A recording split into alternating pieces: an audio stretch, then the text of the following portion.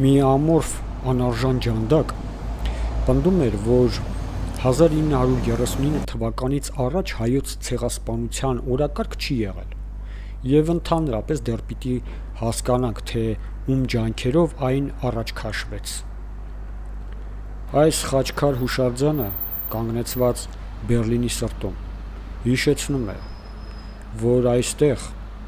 Սուրբ Հեդվիգի տաճարում, գերմանա-հայկական ընկերակցության ջանքերով 1919 թվականի մայիսի 14-ին անցկացվեց առաջին համաշխարհային պատերազմի ընթացքում Օսմանյան կայսրությունում իրականացված հայոց ցեղասպանության անմեղ զոհերի հիշատակին նվիրված առաջին պատարագը Գերմանիայում, որին Վայմարյան Հանրապետության պաշտոնական ներկայացուցիչների հետ մեկտեղ մասնակցեցին նաև օտարերկրյա դիվանագետներ։